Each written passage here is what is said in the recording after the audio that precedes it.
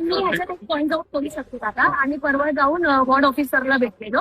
ते बोलले की रोज जेसीपी घेऊन फिरेल मी रोज सर्वांच्या धंदे बंद करायला. हा तर ऐका ना, इलेक्शन टाइम संपला मी जेसीपी घेऊन फिरतो. आता माझ्याकडे व्हिडिओ एक प्रूफ आहे. काल आली व्हिडिओ काढून गेली, आज आली व्हिडिओ काढून, सर्वांचे धंदे चालू. आणि मी तुम्हाला लिहून देते, माझ्याकडून लिहून घ्या, गॅरंटी सांगते.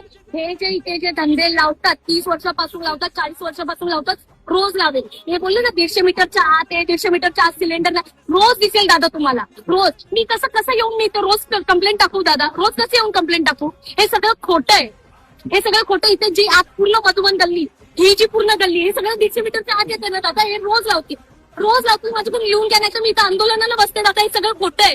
तुला आंदोलन करायचं, मी जेवढं सांगतो तेवढी सोपी प्रोसेस.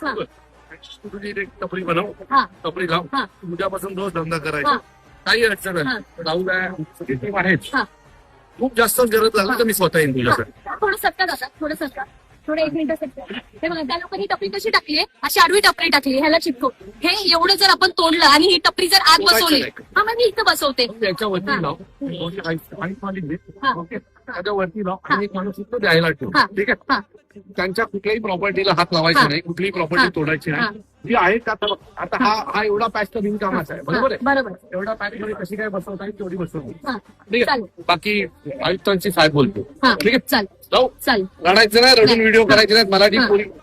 मराठी माणूस हा रडत नाही, त्यामुळे बिंदास लढायचं नाही. कोणी आलं आमच्या टीमला बोलव, हे सगळे तुझ्यासोबत आहे. तरी काही अडचण सॉल्व्ह होत नाही असं वाटतं तर मला फोन करा. तर मला ठाण्यावर यायला अर्धा तास लागेल, अर्धा तास येईल. त्याच्या पुढे मला तुझा एकही लढतानाचा व्हिडिओ आला नाही पाहिजे.